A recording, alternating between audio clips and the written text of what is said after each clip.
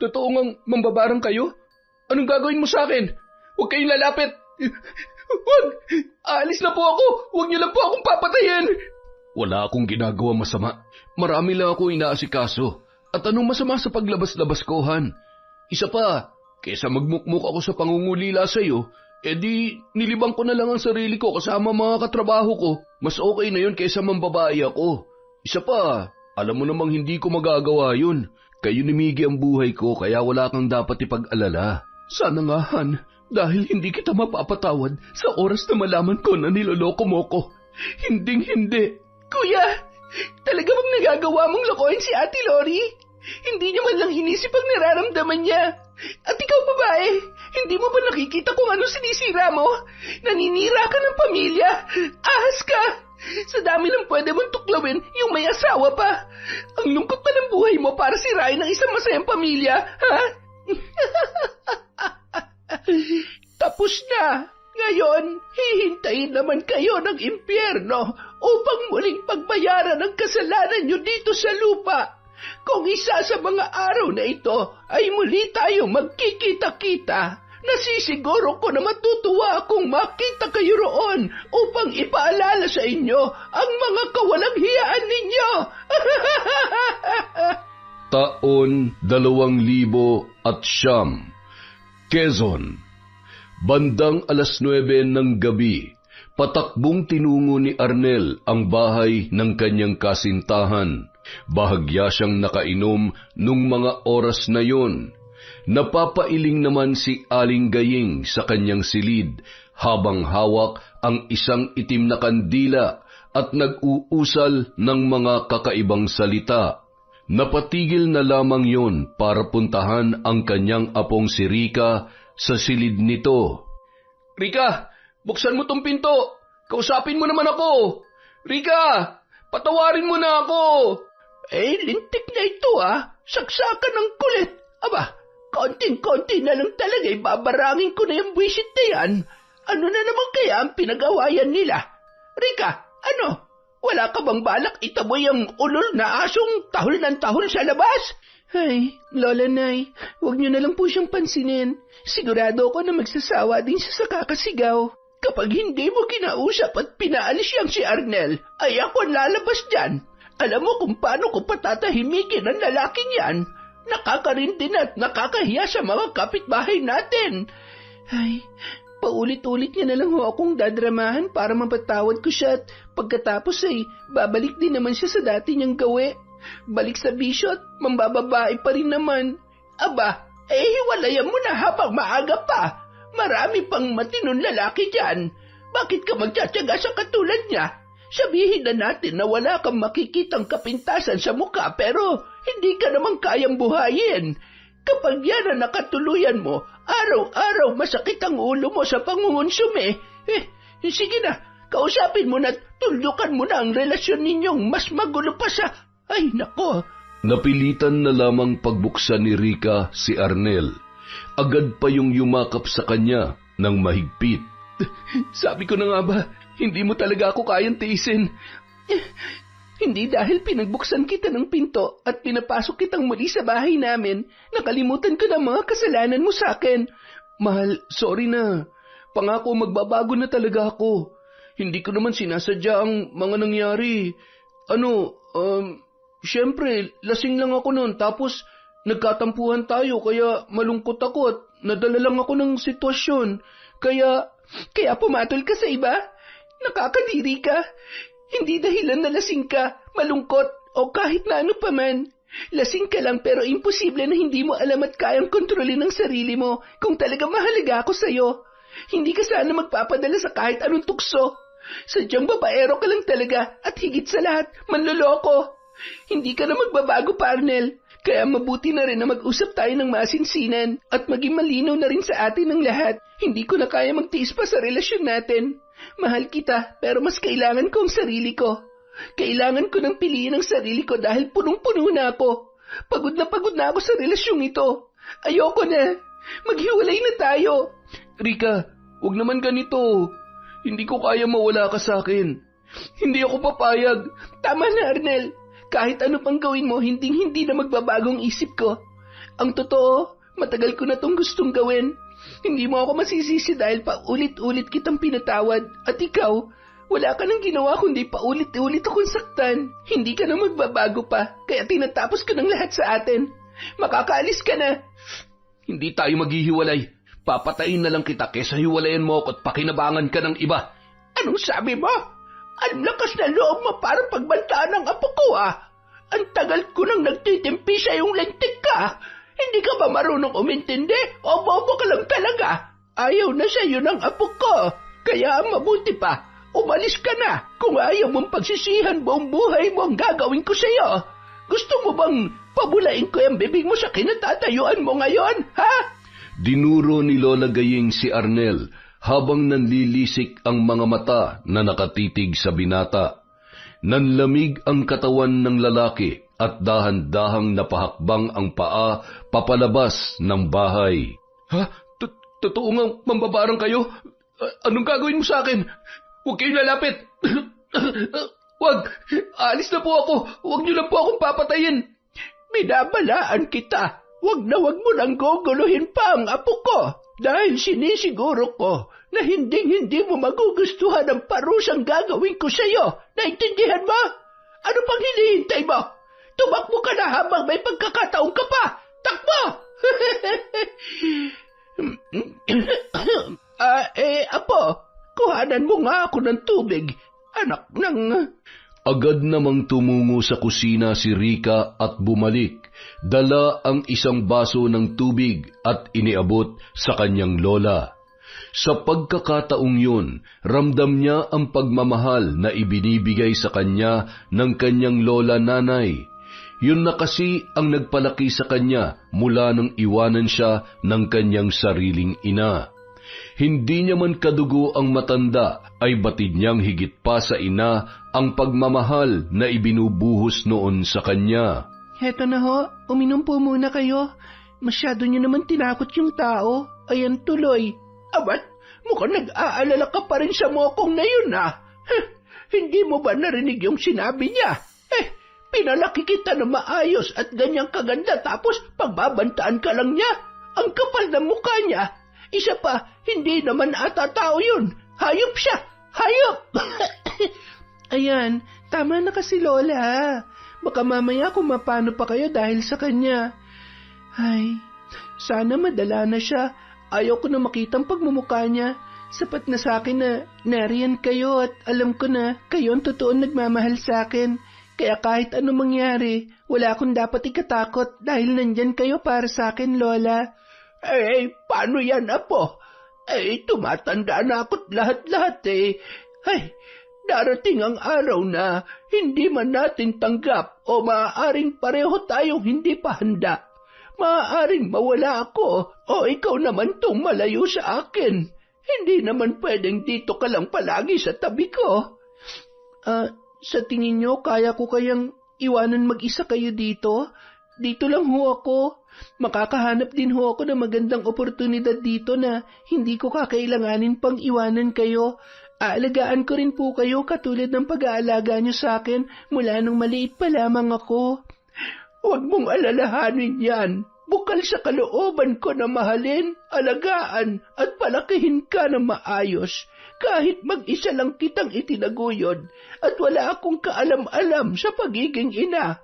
Pero marami akong natutunan mula nung iwan ka sa akin ng tunay mong ina. Akala ko'y masaya na akong mag-isa noon, pero naging mas makabuluhan ang buhay ko nang dahil sa'yo. Masayang-masayang puso ko mula nung napunta ka sa akin, Apo. Mabuti pa nga ho kayo. Minahal ako ng lubos kahit hindi niyo ako kadugo at kahit alam niyong mahihirapan kayong palakihin ako na mag-isa. Samantalang, Apo, ilang ulit ko bang sasabihin sa'yo? Mabuting tao ang nanay mo. Ginawa niya yon para mas mapabuti ka. Akalain mong hindi naman siya pinanagutan ng tatay mo kaya, ayun. Mas minabuti niyang iwanan ka na lamang sa akin matapos kanyang ipanganak. Ngunit kailangan mo ring sundin ang gusto mo. Hindi ba't gusto mong makarating ng Maynila at doon magtrabaho? Gusto ko po, pero okay na po sa akin dito. Gusto ko pa rin po yung madali ko kayong mabibisita anumang oras na mamimiss ko kayo, Lola.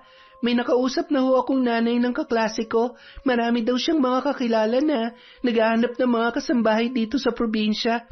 Tatawagan niya na lang daw po ako kapag nakahanap na siya na magiging amo ko. Mabuti naman kung ganon. Basta siguruhin mong mababait ang magiging amo mo. Kapag sa umpisa pa lang salbahin na, layasan mo na agad. Parang relasyon lang yan. Kapag nakitaan mo na ng hindi mo gusto sa umpisa pa lamang, umayaw ka na bago mo pa pagsisihan ang lahat. Huwag po kayo mag-alala, Lola. Hindi ko naman hahayaan na api-apihin lang nila ako. Aba, marunong yata akong lumaban. Ay, siya nga pala po. Magdoble ingat ka, ha? Hindi natin alam kung ano talagang tumatakbo sa isip ni Arnel. Iniisip niyo pa po ba talaga na magagawa niya akong saktan katulad ng sinabi niya kanina? Pagbabanta sa buhay ang ginawa niya. Hindi tama at wala rin dahilan para makampante ka. Mabuti nang nag-iingat, kaya mas okay na rin na magtrabaho ka na muna sa malayo-layo. Tama nang bisitahin mo lang ako ng 1 beses sa 1 buwan para makaipong ka kaagad. Pag-ipunan mo yung pag-aaral mo sa kolehiyo. Hindi pa huli ang lahat. Yung iba nga'y may asawa't anak na ipinagpapatuloy pa rin ang pag-aaral. Tutulungan kita, Apo. Yung mga itinabi kong pera ay ipandadagdag natin sa pag-aaral mo. Nako, ang lola nanay ko talaga. Ako na hong bahala. Ang gusto ko lang, malusog kayo palagi at nandyan kayo para sa akin. Gusto ko na kapag nagkaroon ako ng pamilya, makakasama ko pa rin kayo. Salamat, Lola Nanay. Salamat sa lahat-lahat. Mahal na mahal ko po kayo. Ay, tama na. Baka magkaiyakan pa tayo dito. Makalipas ang 1 linggo, nakahinga na ng maluwag si Rica. Hindi na kasi ng gulo pa si Arnel. Nang minsang makita nila yon ay nakatingin na lamang sa malayo at nababakas pa rin ang takot sa mukha nito. Isang araw, may natanggap na tawag si Rica mula sa nanay ng kanyang dating kaklase noong high school. Oh, anong sabi? May mapapasukan na raw ho akong trabaho. Nagpadala raw ho ng pamasahe para sa akin yung amo ko. Bukas daw ho, kailangan ko ng bumiyahe, Lola. Bale, dadaanan ko po muna yung pera kay Tia Merla. Aba, mukhang mabait nga ang magiging amo mo, ha?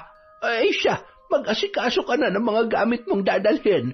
Huwag mong pababayaan ang sarili mo, Apo, ha? Huwag po kayo mag-alala. Hindi naman ho ganun kalayo yun dito. Siguro, mga 2 o 3 oras lang ang biyahe. Abay, malayo-layo rin yon. At wala akong magagawa para protektahan ka. Hindi na ho ako yung maliit na bata para oras-oras ay kailangan nyo pang bantayan. Sapat na ho yung mga paalala nyo para matuto akong tumayo sa sarili kong mga paa. Babaunin ko lahat ng natutunan ko sa inyo, kaya nasisiguro ko na hindi ho sasakit ang ulo na magiging amo ko sa akin. Mabuti naman kung ganon. Kayo nga hong inaalala ko, Lola eh. Huwag ho kayo masyadong magpapaabot ng kainitan ng araw sa taniman nyo ng mga gulay, ha? Baka sumama ang pakiramdam nyo. Kung maaari lang ho sana, huwag kayong pupunta dun mag-isa. Baka mahilo na naman kayo. At saka, huwag na kayong masyadong tumanggap ng mga nagpapatulong sa inyo sa pambabarang. Baka mamaya, balikan kayo ng mga kamag-anak ng mga binabarang ninyo. Ay sus, yan ang huwag mong alalahanin. Matagal ko nang ginagawa ang bagay na ito at kayang-kaya kong protektahan ang sarili ko. Isa pa, binabasa ko muna ang isipan ng isang tao bago ako tumulong.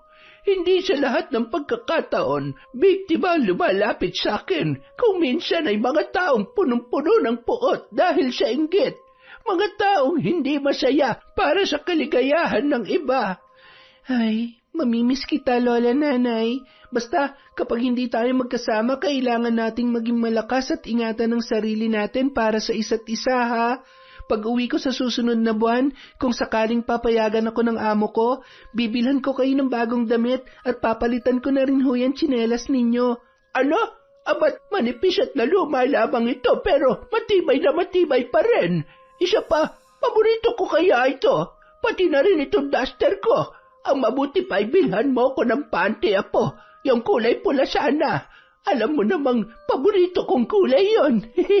Kasi nagkakandawala yung iba at hindi ko malaman kung nasaan na.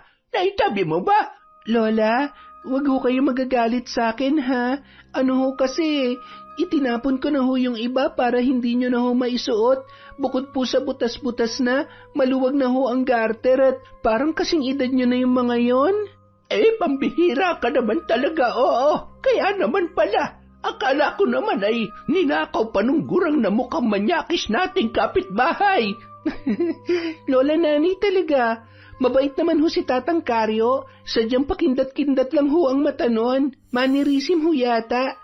Uy, akala nyo siguro kinikindatan kayo, ano? Ay, hindi ah. Sadyang mukha lang talaga siyang...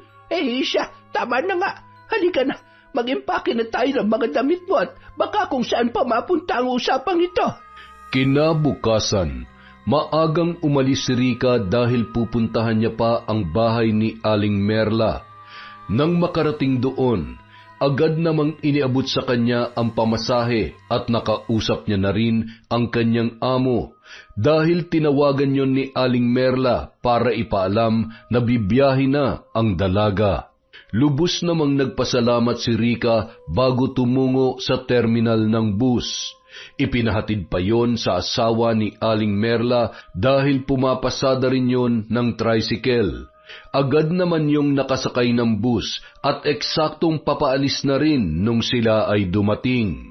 Makalipas ang mahigit 3 oras, nakarating na rin yon sa isa pang lalawigan sa Quezon. Sumakay pa siya ng jeep at tricycle bago nakarating sa bahay ng kanyang amo. Tinitigan niya ang numero na nakalagay sa may gate upang masiguro kung yun nga ang bahay na dapat niyang puntahan. Agad niyang pinindot ang doorbell at maya-maya mayroong lumabas na lalaki. Nakangiti naman siyang pinagbuksan noon. Ikaw ba si Rica? Yung magiging kasambahay namin? Opo. Ako nga po. Magandang araw po. Akin na yung isang bag na bitbit mo. Ako na lang ho, kaya ko naman. Nakakahiya naman po sa inyo. Nako, maging komportable ka na tanggalin mo yung hiya-hiya, ha? Bilang kasambahay namin, magiging parte ka na rin ng pamilya namin. Han? Oh, nandyan na pala si Rica. Naku, napakaganda naman ng kasambahay natin.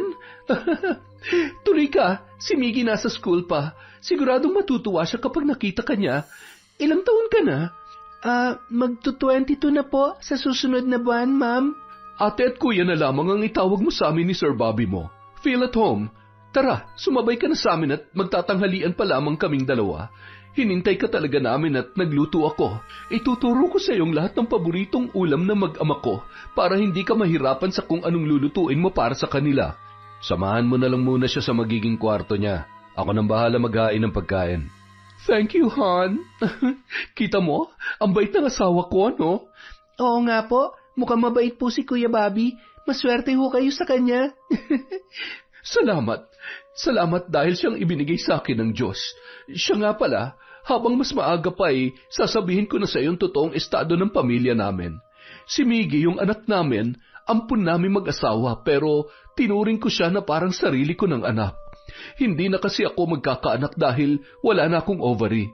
Buti nga nagkataon na may kaibigan niyang kuya mo na nagpaampun ng bata kaya ayun, malaking biyaya para sa amin si Miggy. Hindi niya alam na adopted siya. Hindi pa kami handang sabihin sa kanya Mahal na mahal ko siya, Rica.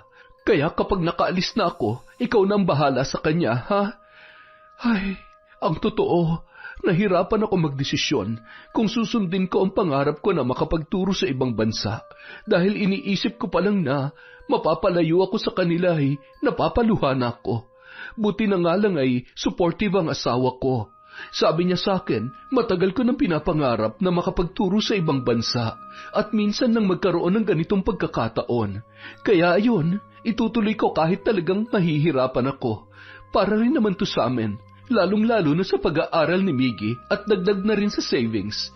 May trabaho din naman ang kuya mo pero hindi naman sapat kahit pagsamahin naming dalawang sahod namin. Dahil sa private school ako nagtuturo.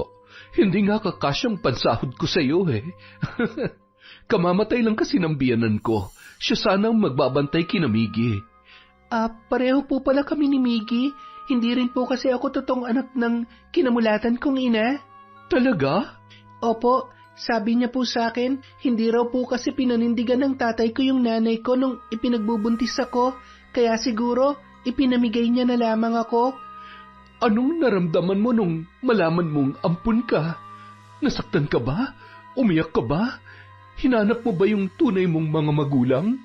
Hindi naman po ako nagalit dahil mahal na mahal ho ako ng lola nanay ko. Tumayo po siya bilang nanay at tatay ko at natutuwa po ako dahil lagi niya pong sinasabi na hindi ko dapat sisihin ng nanay ko dahil iniisip lang naman daw po ng nanay ko kung anong mas makakabuti para sa akin. Kung sakali nga pong makita ko siya, magpapasalamat pa ako sa kanya. Ang bait mo naman. Napalaki ka ng maayos ng lola mo. Ayan, may cabinet dito. May mga ilang gamit din dyan. Kumot, bedsheet, at kung ano-ano pa. Gamitin mo. At saka may itinabi rin ako mga damit na hindi ko na nagagamit. Ibibigay ko na rin sa iyo yon. Mamaya mo na ayusin ang mga gamit mo, ha? Kakain muna tayo at marami pa tayong dapat pag-usapan. Makalipas ang 1 linggo, habang nakatambay sa tapat ng isang tindahan si Arnel, ay pumarada ang motor ng dati nilang kaklase ni Rica at matalik na kaibigan na si Dennis. O tol, kumusta? Tulala ka dyan. Siguro namimiss mo si Rica, ano? Ikaw pala. Bakit ko naman mamimiss yun? Kung gusto kong makita, pwede ko naman puntahan. Siguro naman humupa ng galit niya sa akin. Ay, kasalanan ko rin naman kasi yun. Naku, ang hirap kasi maging pogi, no? Sigurado nag-away na naman kayo dahil sa babae. Naku, magbagong buhay ka na kasi, tol. Kaya ka iniiwan eh. Baka makahanap na yun ng bago sa pinagtatrabahuhan niya. Malay mo, may mas pogi dun. Teka, pinagtatrabahuhan? Ano bang pinagsasabi mo? Hindi naman umaalis yun sa lola niya. Kita mo na, hindi mo pa pala alam. Ang alam ko, nakaalis na si Rica. Ipinasok siya ni nanay bilang kasambahay sa... saan na nga ba yun? Nakalimutan ko na eh. Ay, may tumatawag. Hello? Saan ba? Pambihira naman, akala ko ba dito tayo magkikita? Ay, sige, papunta na ako dyan. Sige tol, tagay tayo kapag may oras ha.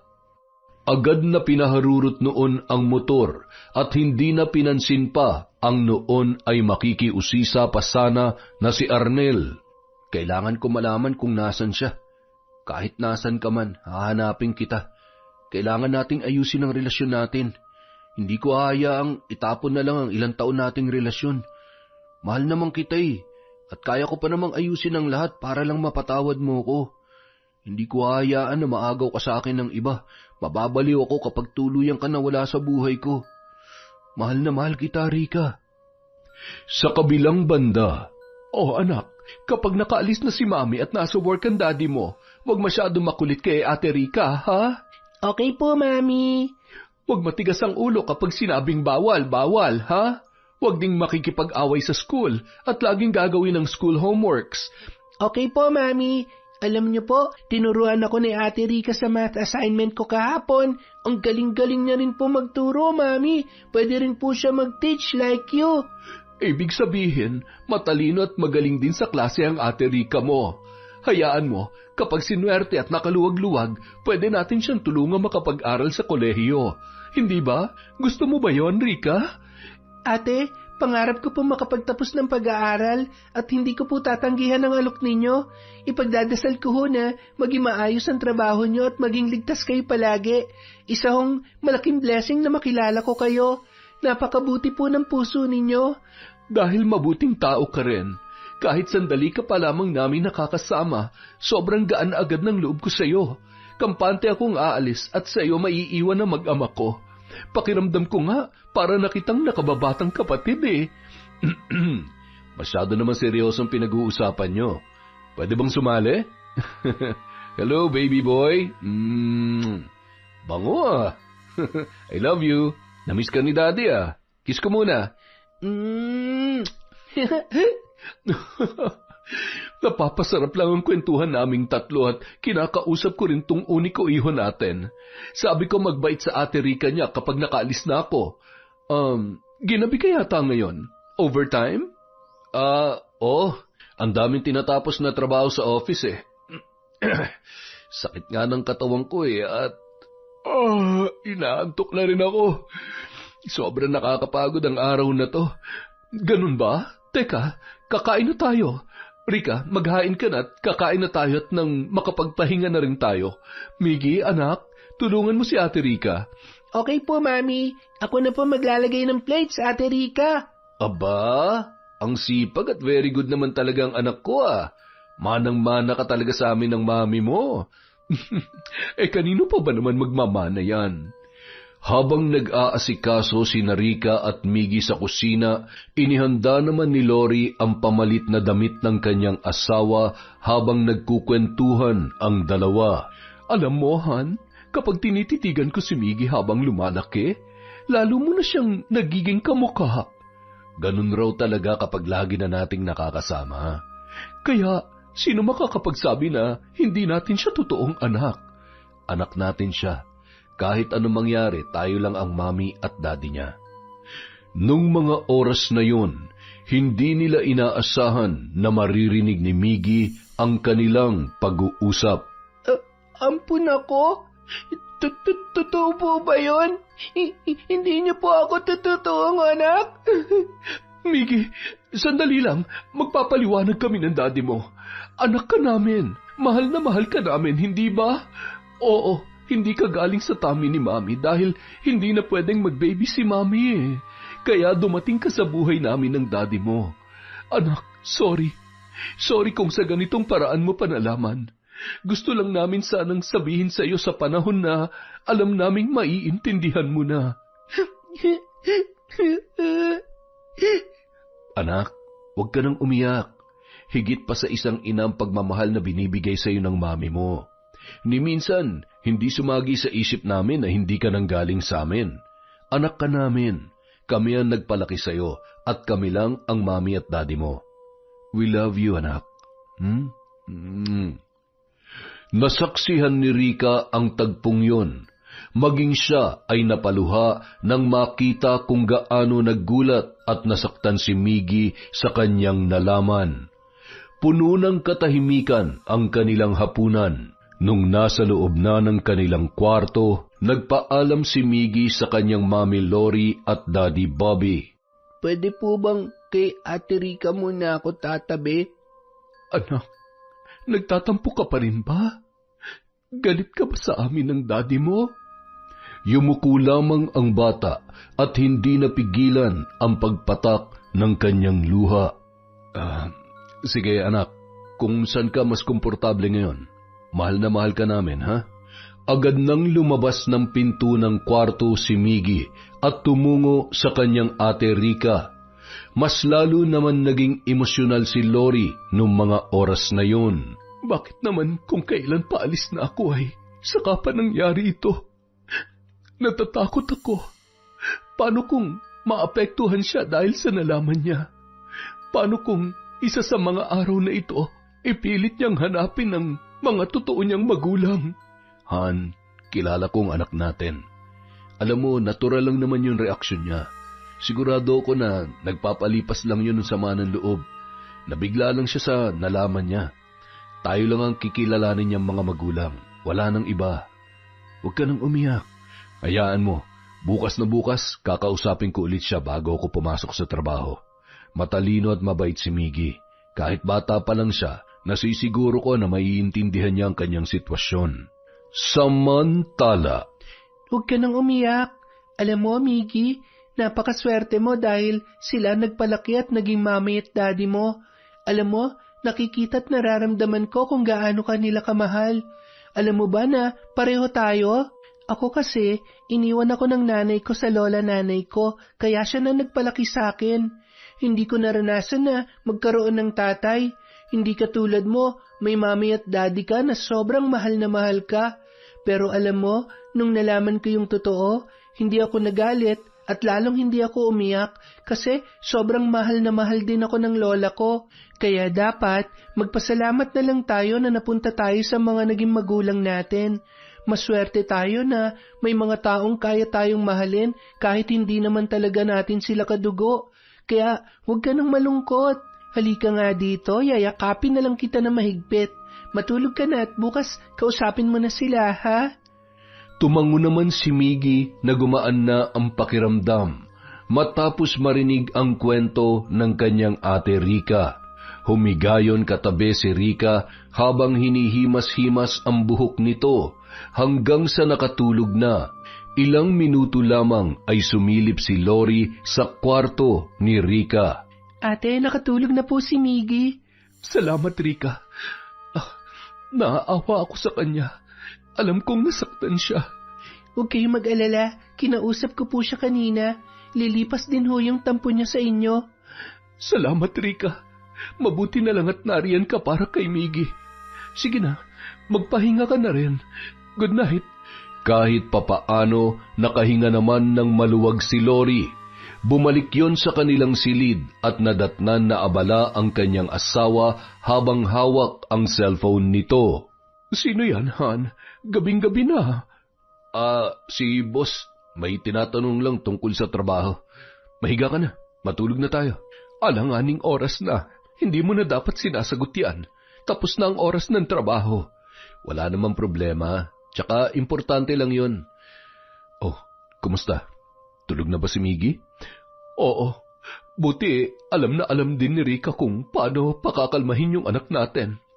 Maswerte tayo na siya nakuha nating kasambahay. Bukod sa maaasahan siya dito sa bahay, nararamdaman ko na malaki ang pagmamalasakit niya para sa pamilya natin. Tama ka. Nakikita ko rin yun sa kanya. Sige na, matulog na tayo. Kailangan muna nating ipahinga ang isip at katawan natin sa mga nangyari. Magiging maayos din ang lahat, sigurado yan. Tumango na lamang si Lori, sabay humiga at mahigpit naman yung niyakap ng kanyang asawa na si Bobby. Kinaumagahan, nagising sila sa mga halik ni Miggy. Oh, okay ka na anak? Hindi ka na ba nagtatampo sa amin ng daddy mo? Hindi na po. Sorry po, Daddy, Mommy. Love na love ko po kayo kahit po hindi kayo ang tunay na mga magulang ko. Anak, tanggalin mo sa isip at puso mo yan, ha? Walang dahilan para isipin mo na hindi ka namin tunay na anak. Dahil sa'yo, naranasan naming maging totoong masaya at maging isang pamilya. Kaya mahal na mahal ka namin, anak. Payakap nga ang mami at daddy, anak. I love you, baby namin. Sobrang mahal na mahal ka ni na mami at daddy. Makalipas ang mahigit 1 buwan, tuluyan nang nakaalis si Lori. Naging maayos ang estado ng trabaho niya doon. Madalas din yung tumawag para kumustahin ang kanyang mag-ama pagkatapos ng kanyang trabaho at lalo na sa gabi bago yon matulog. Nagbibigay pa rin siya ng sapat na panahon para sa kanyang asawa at anak na si Miggy. Isang gabi. Wala pa rin ang daddy mo, Miggy? Wala pa po, Mami. Baka po nasa work pa si Daddy. Oo nga po. Nasabi rin po ni Sir na mag-overtime siya this week. Siguro po, dinadaan niya na lang sa trabaho yung pangungulila niya sa inyo. Siguro nga. Sige na, maghapunan na kayong dalawa. Pakisabi na lang sa kuya mo na pagdating ay tawagan niya na lang ako. Bye, Miggy. Matulog ka na rin pagkatapos kumain, ha? May exam ka bukas kaya bawal magpuyat, anak. Okay po, Mami. I love you. I love you too, anak. Nang makauwi si Bobby, agad naman yung inasikaso ni Rika at sinabi ang bilin ng kanyang among babae. Kuya, tumawag po si ate kanina. Tawagan niyo na lang daw po siya. Sige. Tatawagan ko siya pagkatapos kong kumain. Sige po. Upo na po kayo at maghahain muna ako ng pagkain. Sige, salamat. Habang kumakain si Bobby, pasimple niyang pinagmasdan ang dalaga at napangiti pa sa kanyang nakita. Ang sipag mo rin, no? Parang hindi ka napapagod sa ginagawa mo. Maswerte mapapangasawa mo. May boyfriend ka na ba? Salamat po, kuya, pero Wala na po akong boyfriend. Hiniwalayan ko na po dahil sakit lang naman sa ulo. Mga babae talaga, oo. Ang bilis niyong sumuko. Alam mo, wala namang perpektong relasyon. Hindi dahil nahihirapan ka na o di kaya nagkamali yung partner mo, ayaw mo na. Kapag mahal mo, kailangan mo magtiis. Hindi po sa lahat ng pagkakataon kailangan nating magtiis, kuya. Kailangan nating alamin kung anong mas makabubuti para sa atin. Kailangan isalba ang sarili bago mahuli ang lahat. Hindi na matatawag ng pagmamahal ang labis na pagtitiis sa isang relasyon, kahit nahihirapan na. Ang tawag huron, katangahan. Napailing-iling na lamang si Bobby, ngunit bahagyang natawa sa mga sinabi at sa paninindigan ng kanilang kasambahay. Makalipas ang ilang buwan, hanggang sa umabot ng mahigit 1 taon, naging madalas ang pagpapadala ni Lori. Nagawa pa nilang ipaayos ang kanilang bahay. Nagpaplano na rin sila na pag-aralin si Rika. Tsaka na lang po, kahit po kapag nakauwi na lang po kayo, baka hindi ko po kayanin pagsabayin ng pag-aaral at pagtatrabaho eh. Ayaw ko naman pong mapabayaan ng trabaho ko dito. Sigurado ka ba? Oo naman ate, huwag niyo po muna akong alalahanin. Ang kuya mo, wala pa rin ba? Parang napapadalas yata ang pag-uwi niya ng madaling araw ah. Ay, hindi niya na ako tinatawagan nitong mga nakaraang gabi. Wala ka bang napapansing kakaiba sa kuya mo? Alam mo, wag naman sana, pero pakiramdam ko, meron siyang hindi sinasabi sa akin. Bukod po sa umuwi po siya ng madaling araw, napapansin ko po minsan na parang wala siya sa sarili at medyo irritable po siya nitong nakaraan. Minsan nga po, kahit si Miggy nasusungitan niya eh. Pero baka po pagod lang sa trabaho, kausapin niyo na lang po siya kapag tumawag sa inyo para naman malaman niyo kung ano talagang nangyayari sa kanya. Ay, hindi naman siguro nambababae ang kuya mo, no? Ate naman, sa ganda niyong yan, magagawa niya pa bang mambabae? Siguradong naglilibang lang po yun kasama mga kaibigan niya. Huwag po kayo mag-alala dahil kapag nalaman ko may babae si kuya, syempre, hindi naman po pwedeng itago ko sa inyo yon. Pero malabo pong mangyari yon. Nakita ko naman po kung gaano niya pinapahalagahan ng pamilya niyo.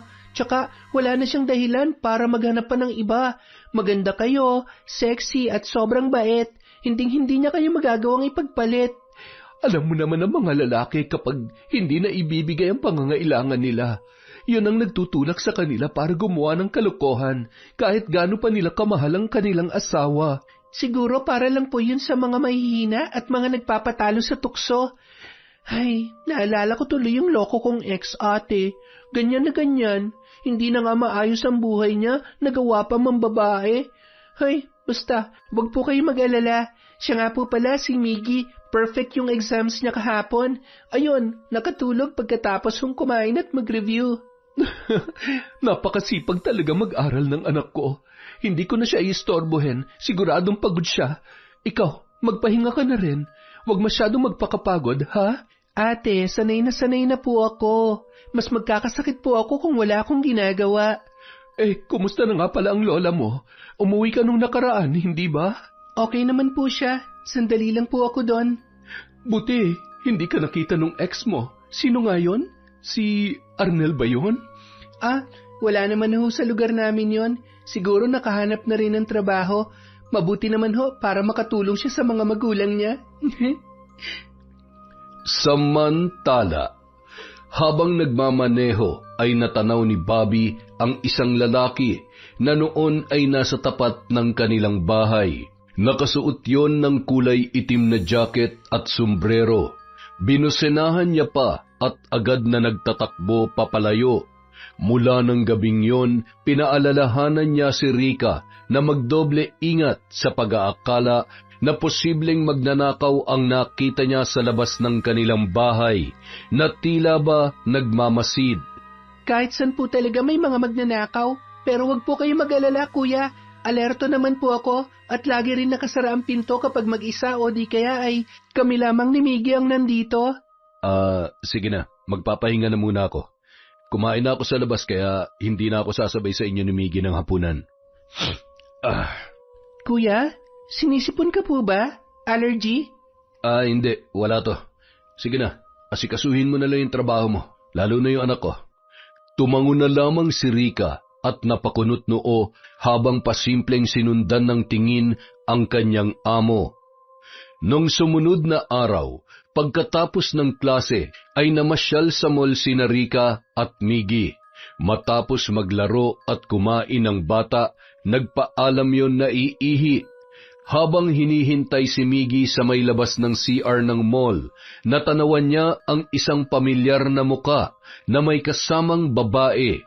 Magkahawak kamay pa ang mga yun habang nagkukwentuhan. Nagtago si Rika sa isang tabi habang tinatanaw ang dalawa. Bigla siyang kinabahan nung mga sandaling yon. Ibig sabihin, tama ang hinala ni Ate Lori. May babae nga si Kuya Bobby. Diyos ko, lahat na lang ba ng lalaki manloloko? Mga hindi marunong makontento. Kawawa naman si ate. Ay, anong gagawin ko? Dapat malaman ni ate ang totoo. Pero tama ba na sabihin ko na agad sa kanyang nakita ko? Ate Rika, bakit po kayo nagtatago dyan? Okay lang po ba kayo? Oo, okay lang ako. Uwi na tayo? Ano kasi, medyo... masama ang pakiramdam ko. Okay po. Baka nasa bahay na rin po si Daddy. Oo. Baka hanapin tayo. Sa mami mo lang tayo nagpaalam eh. Pero sigurado ko na hindi pa yun uuwi. Bakit po? May overtime po ba? Oo. Sigurado mag-overtime na naman ang Daddy mo. Ang dami niya kasing trabaho sa opisina eh. Tara na, Miggy. Sabi ng mami mo tawagan natin siya agad pagdating natin sa bahay. Opo, marami po ulit akong ikukwento kay Mami.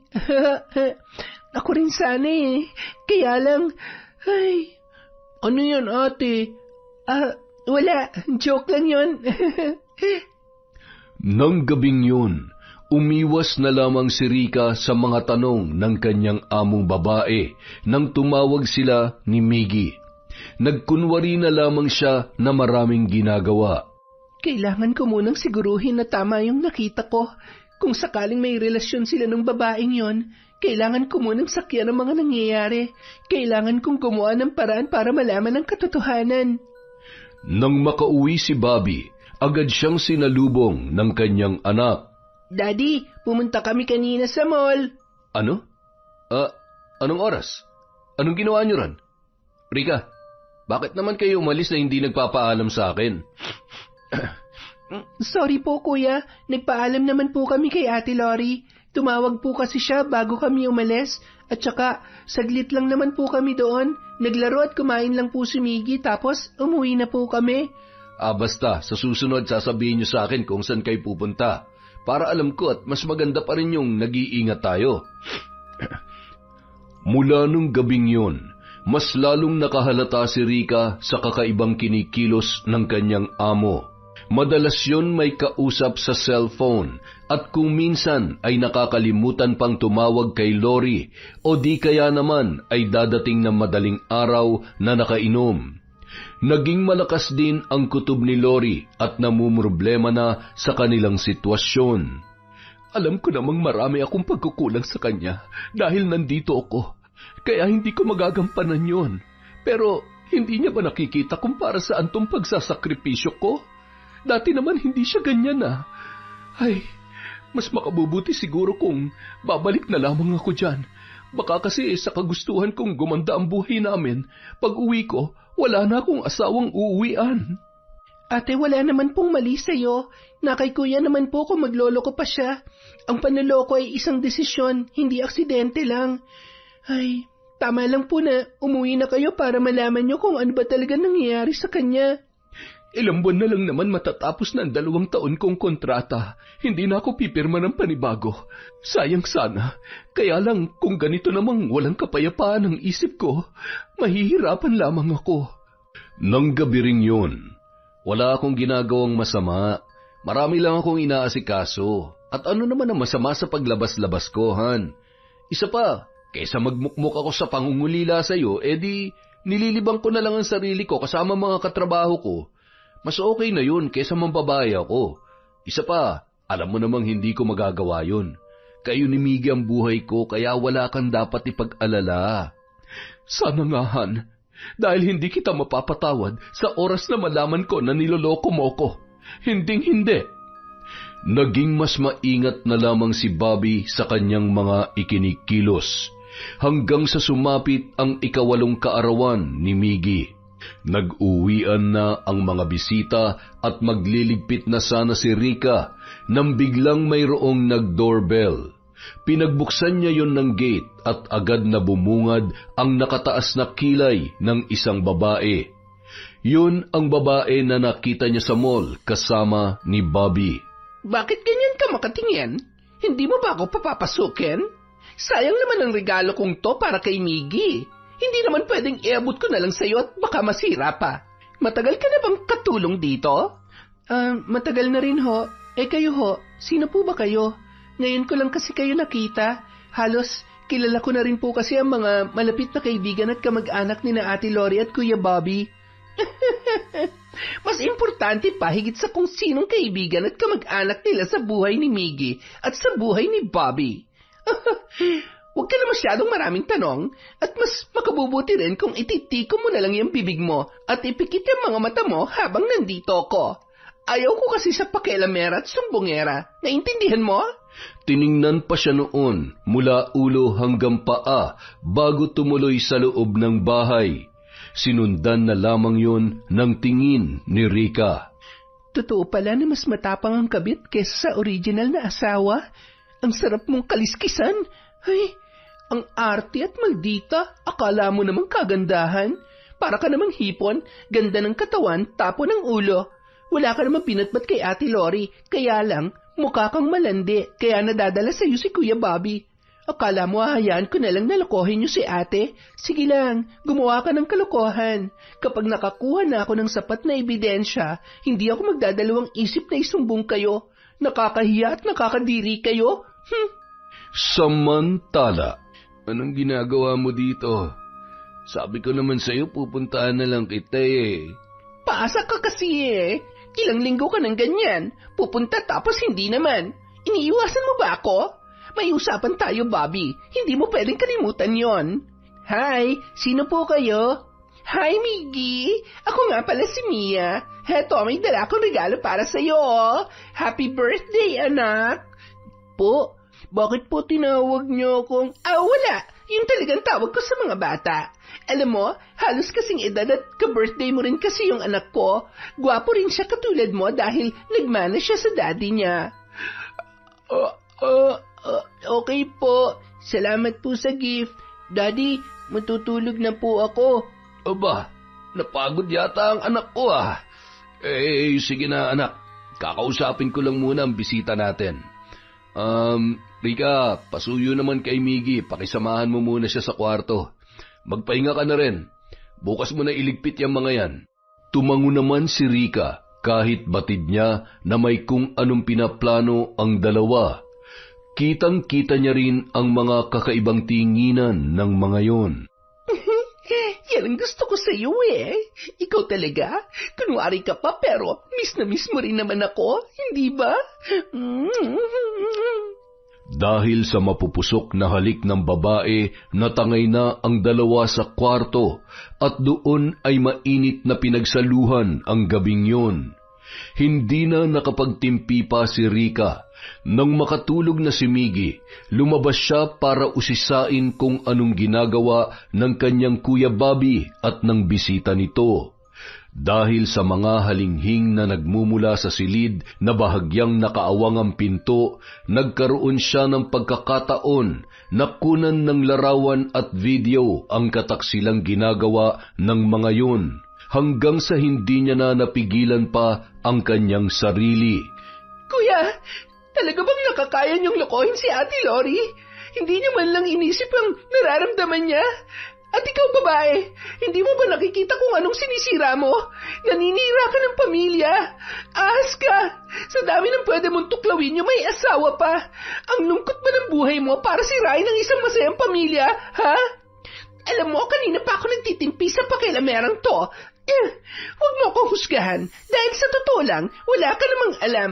Isa ka lang kasambahay na mangmang. At sino ka para sabihing naninira ako ng pamilya, ha? Ako ang nauna sa buhay ni Bobby. Ang Lori na yon, siya ang mang-aagaw. Kami sanang masayang pamilya ngayon. Matagal na kami magkarelasyon, pero nung bumalik ako, naagaw na siya sa akin ni Lori. Alam ko ni minsan, hindi na wala ang pagmamahal sa akin ni Bobby.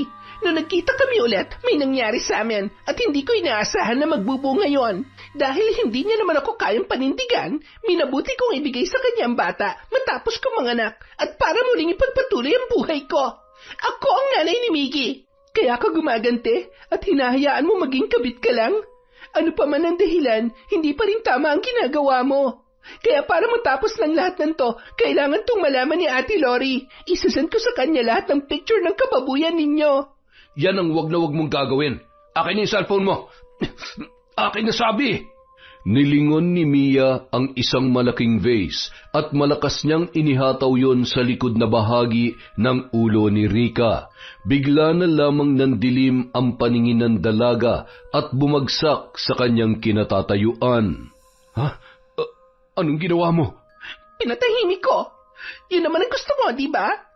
Nang makita nila ang pag-agos ng dugo mula sa ulo nito, nagkatinginan ang dalawa na animoy biglang nakaramdam ng matinding takot.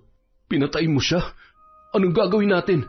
Mas matakot tayo kung buhay pa yan at ikanta mga kasalanan natin. Kailangan natin gumawa ng paraan para tuluyan na siyang mawala. Sakalin mo para masigurong patay na talaga o di kaya... alam ko na. Kumuha yon ng isang damit at ibinusal sa bibig ng dalaga.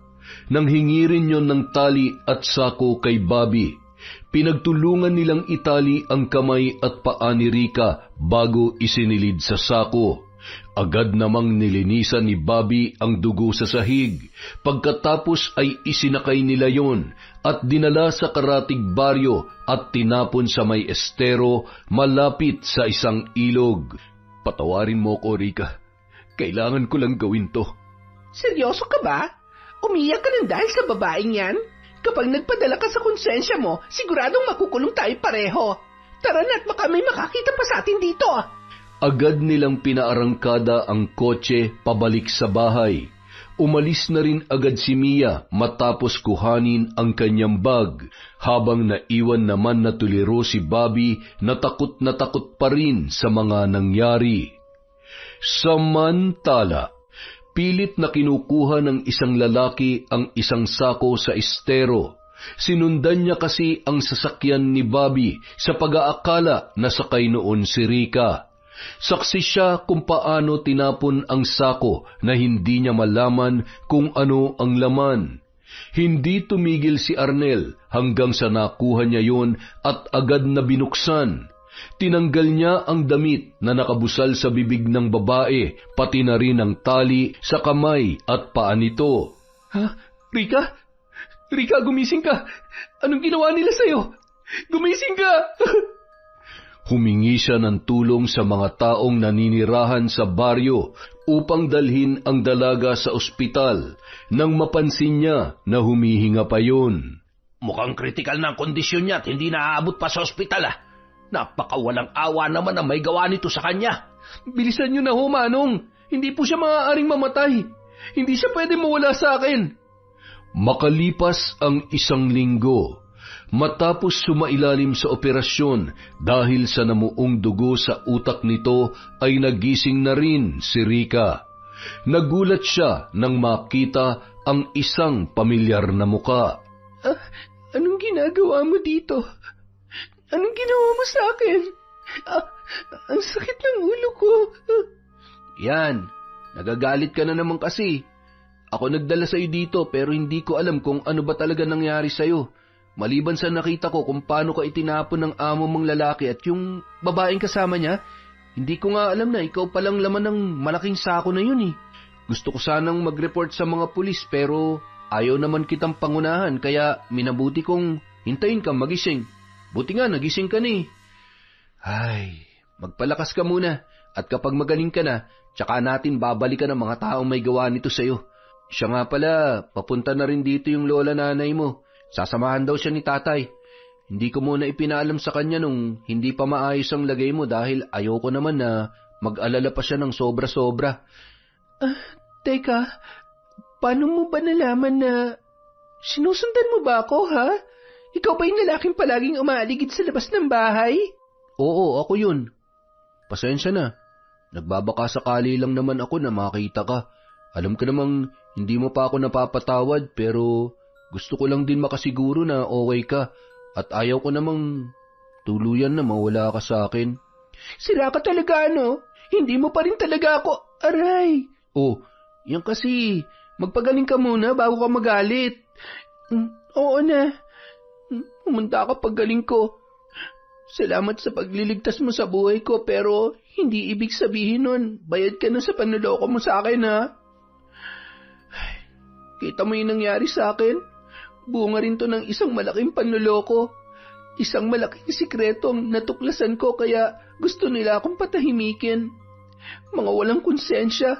Akala siguro nila habang buhay na nilang maitatago ang katotohanan. Habang nag-uusap ang dalawa, siya namang pagdating ni Lola Gaying, agad niyang niyakap ang kanyang apo at napahagulhol. Mga walang puso! Hindi ko maaari palampasin ang ginawa nila sa'yo.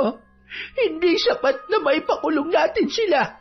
Kailangan din nila magdusa sa pamamagitan ng aking itim na kapangyarihan. Ang masasamang loob ang dapat dumanas ng karahasan, hindi ang mga taong may mabubuting puso. Arnel, kahit pa hindi pa tuluyang humuhupa ang inis ko sa'yo, gusto ko magpasalamat dahil niligtas mo ang apo ko. Maraming salamat sa'yo. Walang anuman po, Lola. Gusto ko rin pong humingi ng tawad sa lahat ng mga nagawa kong kasalanan sa inyo. Alam ko pong mahirap paniwalaan pero sinusubukan ko pong maging mabuting tao para maging karapat-dapat ulit para kay Rika. Inirapan lamang siya ni Rika matapos marinig ang kanyang mga sinabi. Sabay iginiya ang tingin sa kanyang lola at matipid na ngumiti. Lola, nanay, huwag po kayong mag-alala. Okay na po ako. Makakalabas na rin ho ba ako agad dito? Oo, apo. Kailangan mo maging malakas para balikan ang mga taong dapat magbayad sa kahiyupang ginawa nila sa'yo. Gagawin ko ang lahat para pagsisihan nila ang bawat segundo ng natitirang buhay nila dito sa lupa. Makalipas ang mahigit 1 buwan. Gusto ko kay Ate Rika. Ayaw ko sa'yo. Bad ka. Habang umiiyak ang bata, ay tumakbo yun papunta sa kwarto nito at isinara ang pintuan.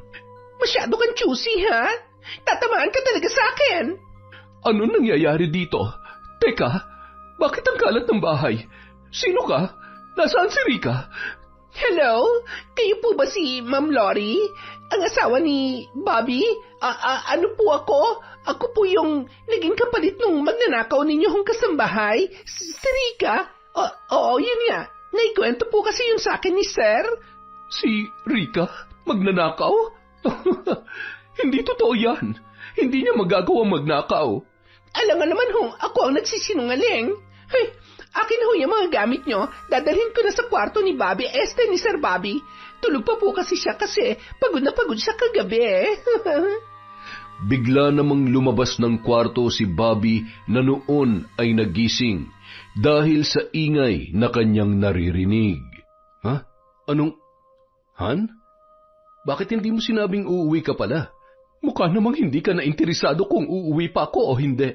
Ni hindi mo nga sinasagot ang mga tawag ko eh.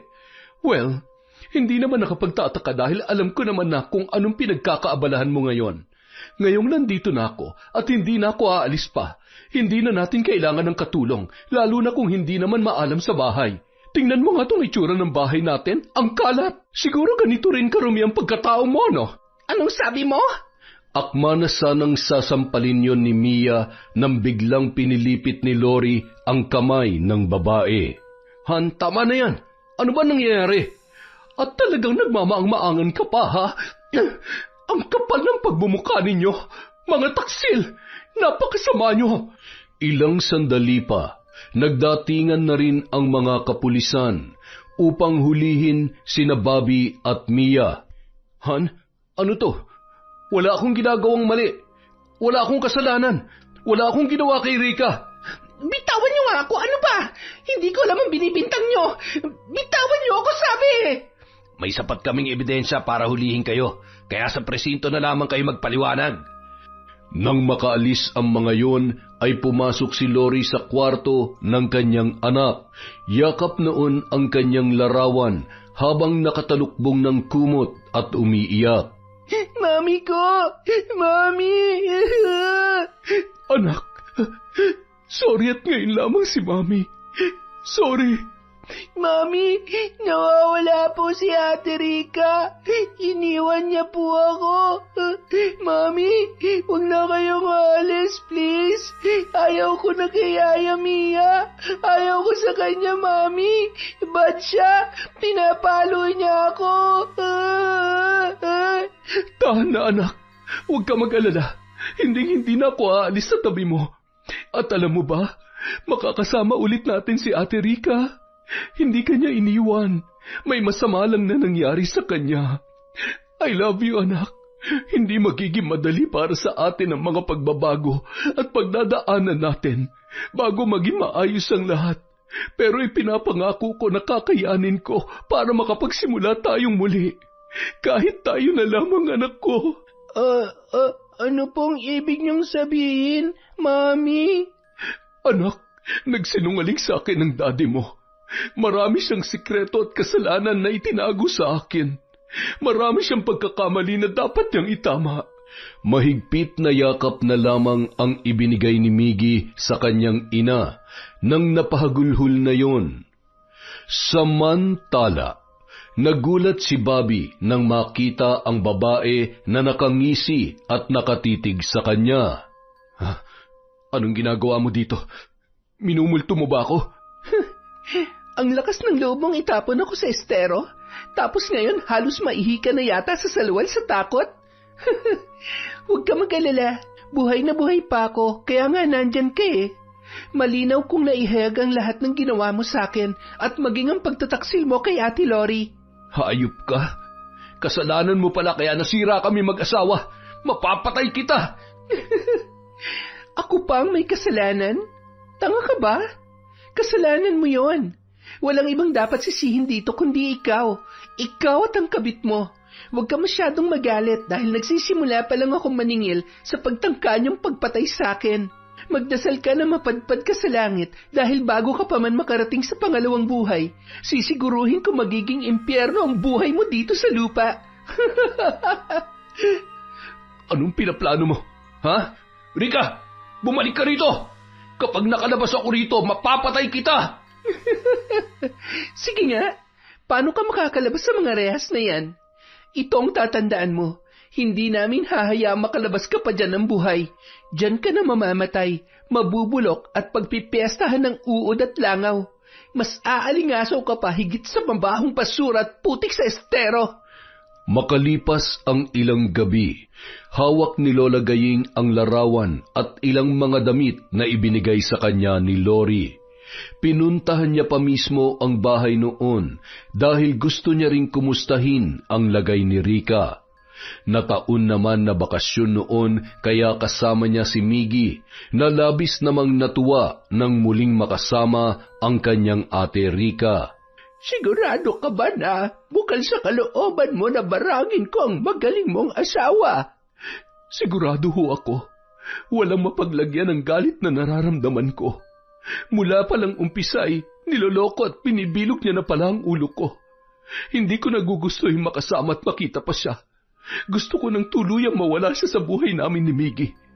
Isa pa, hindi ba't yan rin naman ang gusto niyo mangyari para maipaghiganti natin ang ginawa nila kay Rika? Tama ka dyan. Sa totoo lang, gusto ko lamang siyang pasakitan at maranasan niya ang sakit na halos ikamatay niya. Ngunit dahil ibang iyong kahilingan, pagbibigyan kita. Buburahin natin siya sa mundong ito. Pero bago yon, gusto ko munang gumapang siya sa hirap at sakit na katumbas ng kanyang mga kasalanan na nagdulot ng sakit at pait sa ating puso.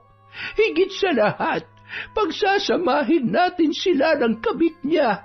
Hindi na natin siya hayaan pang maging isang ina. Wala siyang karapatan dahil saksakan ng itim ang kanyang budhi. Isa-isang sinindihan ni Lola Gaying ang mga kandila at pinalabas muna sa silid na yon si Lori. Amoy na amoy niya ang usok at bahagyang pinakikinggan ng babae ang mga salita na binibigkas ng matanda. Kung maalam lamang ako, Mambarang, ako mismong gagawa nun para sa inyo. Habang buhay na nakaukit sa puso ko ang mga kasinungalingan at kasalanan mo, Bobby. Napabuntong hininga pa yun bago lumabas ng bahay at pinuntahan sa may kubo ang noon ay nagkakatuwaan pa rin na sina Rika at Miggy. Samantala, Hindi ako makahinga. Tulungan niyo ako.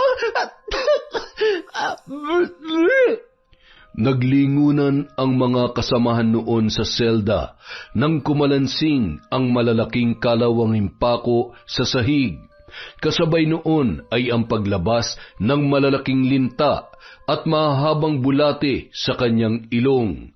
Bumubulwak din ng putik ang kabilaan niyang tainga. Ano nangyayari sa akin?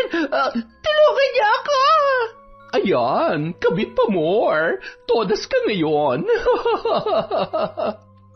Namimilipit sa sakit hanggang sa napansin ng mga kasamahan noon sa selda na unti-unti nang nangungulubot ang kanyang balat, kasabay ng pagluha ng dugo at patuloy na pagsuka ng mabahong putik at basura.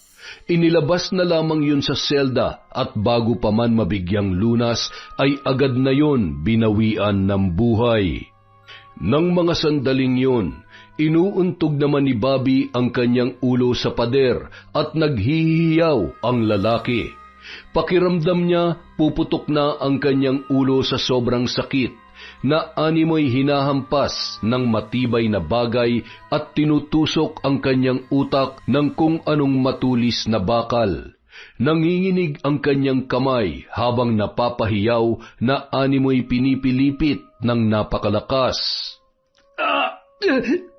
Hindi ko na kaya. Hoy, Bobby! Anong kadramahan yan, ha? Lintik, ang sarap-sarap ng tulog namin, ang bubulaho ka eh. Gusto mo na naman ba ng sakit ng katawan, ha? Nang hawakan ng lalaki ang muka ni Bobby at akmasa ng susuntukin, napaatras yun nang bigla yung sumuka ng maliliit na kuhol at patay na palaka. Ay, palaka! Ano ba yan? Anak ng teteng, napatili ka dyan, ha? Ang tapang-tapang mo, takot ka pala sa palaka? Bakla! Binabarang yan. Mambabarang lang ang kayang gumawa niyan. Ay, naku, napakalupit. Hindi ka nabubuhayin yan, Bobby. Rest in peace na, brother. Nakikiusap ako. Tulungan niyo ako. Ayaw ko pa mamatay. Hindi ka namin matutulungan o kahit ng sino paman. Katumbas yan ang mga kasalanan mo. Mas malupit pa sa batas ng tao yan. Hindi ka niya tatantanan hanggang sa matuluyan ka para lamang maibsan ang galit ng tao na may kagagawan yan. Maaari rin naman na pag-utusan lang yon, pero bibihira nakakaligtas sa barang. Lalo na kung tunay ka nagkasala. Pinagsisisihan ko na lahat ng kasalanan ko sa asawa ko at kay Rika. Nagsisisi na ako. Aminado ka naman pala may kasalanan ka eh. Kaya tanggapin mo na lang yung kaparusahan mo. Tanggapin mo na mamamatay ka na, pre. Doon din naman ang punta nating lahat eh. Medyo maaga ka lang. Ilang sandali lamang, hinawakan ni Bobby ang kanyang leeg. Pagkatapos ay mayroong tumagos na basag na bote doon at tumilamsik ang napakaraming dugo. Nangisay si Bobby at di nagtagal nalagutan na rin siya ng hininga. Tapos na. Ngayon ay hinihintay naman kayo ng impyerno upang muling pagbayaran ang kasalanan nyo dito sa lupa. Kung isa sa mga araw na ito ay magkikita-kita tayong muli, sinisiguro ko na matutuwa akong makita kayo roon upang ipaalala sa inyo ang mga kawalang hiyaan ninyo. Makalipas ang 1 taon. Ang kulit mo talaga. Hindi ka pa napapagod sa kakasunod at kakahingi ng tawad? Bahala ka. Basta hindi ako titigil hanggat hindi mo ako binibigyan ng isa pang pagkakataon. Arnel, hindi mo kailangan gawin to kung gusto mong patunayan ang sarili mo. Ang gusto ko, ayusin mo muna yung buhay mo. Ako rin naman kailangan kong gawin muna ang mga gusto ko at abutin ang mga pangarap ko. Napakaraming nangyari at marami akong natutunan. Alam mo, kung tayo naman talaga eh. Hindi natin kailangang ipilit. Isa pa, alam natin sa sarili natin na pareho tayong hindi pa handa. Sige na, umuwi ka na muna. Ay, nako Arnel. Lalo lang makukulitan sa iyo yung apo ko. Alam mo, kung gustong-gusto mo na talagang magkaroon ng girlfriend eh, baka nakakalimutan mong single din ako. Aba, maganda rin naman ako ah. Lola naman, hindi ko naman balak karibalin si Mang Karyo. Nagkanda-kuba-kuba na ho yun, kahihintay sa matamis niyong oo. Loko kang bata ka. Sige, okray mo si Karyo. Wari ko naman ay matutulad ka rin sa kanya. Sa taas ng pride ni Rika, na mas mataas pa sa poste ng kuryente, malabong magkaayos pa nga kayo. Teka, si Lori na lang kaya ang ligawan mo. Total byuda naman na ito. Ay nako, okay lang ako Lola. Masaya na ako sa buhay ko ngayon. Alam niyo naman na allergic ako sa mga manloloko. Sipatin mo naman ang itsura ni Arnel. Kahit pa magloko bawing-bawi naman sa kagwapuhan. Kung ako magiging girlfriend nito, malamang laging mabawian ng buhay yung magtatangkang mag-agaw. Ay, sige na Arnel, umuwi ka na. Huwag ka mag-alala. Alam ko sa sarili ko na darating ang araw, tuluyan din kitang mapapatawad. Salamat sa pagmamahal at hindi pagsuko pero kailangan muna natin maging malaya sa ating nakaraan para makapagsimula tayo ulit. Gusto ko sa susunod na magkita tayo, wala na ako ni katiting na galit at inis na nararamdaman sa'yo. Sana sa pagkakataong yon, handa na ulit ako magmahal at magtiwala. Ay, kung yan talaga ang gusto mo, tatanggapin ko naman. Basta lagi mong iingatan ang sarili mo ha. Pwede bang mayakap kita kahit sandali lang? Abat talagang humirit pang lokong to ha. Tumango naman si Rika, sabay mahigpit na niyakap ni Arnel at agad na ring umalis. Napansin ni Lola Gaying ang pagtulo ng luha ng dalaga. Huwag ka nang masyadong magpakipot, baka magsisi ka. Kita mo namang patay na patay sa iyo yung tao at napatunayan niya naman kung gaano kanya kamahal. Ano ba ang problema at binasted mo pa rin? Natatakot lang po ako, Lola. Ayokong mangyari sa akin yung pinagdaanan ni Ate Lori. Opo, aaminin ko, hindi naman nawala yung pagmamahal ko sa kanya, pero hindi sapat yon para makipagbalikan ako sa kanya. Mas masusukat ang pagmamahal kung sa kabila ng distansya at oras na hindi kami magkasama, sa panahon na inaayos namin ang kanya-kanya naming buhay, ay nananatili pa rin sa puso at isipan namin ang isa't isa. Tama ka dyan. Hindi mo kailangan madaliin ang mga bagay, lalo na pagdating sa relasyon. At lalong hindi ka rin pwedeng magpakampante. Alam mo, ni minsan, hindi sumagi sa isip ko na maglolo ko si Bobby. Sabi ko nga, ang swerte ko sa asawa ko. Malay ko ba naman na magaling pala siya magtago ng sikreto. Nakakatawa na lang isipin na nagawa niya yun sa loob ng maraming taon. Mahirap talaga kapag masyado ka nagtitiwala dahil doble-doble rin yung sakit kapag niloko ka. Kaya patawarin nawa ako ng Diyos sa mga nagawa ko. Maling pumatay ng tao at gumanti, pero tanggap ko ang kasalanan na yon at ang kung anumang magiging kaparusahan. Ang hangad ko lang ay maging masaya si Miggy at mabigyan ko siya ng magandang buhay. Alam mo ate, maswerte ka pa rin. Mahal na mahal ka ni Miggy. Kahit alam niya na yung totoo, walang nagbago sa kanya. Niwala siya ni katiting na amor sa tunay niyang ina dahil ikaw ang nagpakaina sa kanya. Ikaw lang ang nararapat na maging nanay ni Miggy. Ano ka ba naman? Hindi ba tumayo ka rin bilang ina niya nung mga panahon na wala ako? Alam mo, darating ang araw na magkakapamilya ka at sigurado magiging mabuti kang ina sa magiging mga anak mo. Makalipas ang ilang buwan, nakabili ng kondo sa Maynila si Lori at doon ay isinama niya si Lola Gaying at Rica. Si Lola Gaying ang nag-aasikaso kay Miggy habang si Rica naman ay bumalik sa kanyang pag-aaral sa tulong ni Lori. Hanggang sa lumipas ang mga taon at lumago ang negosyo ni Lori at si Rica naman ay nagtuturo na sa pampublikong paaralan sa Maynila.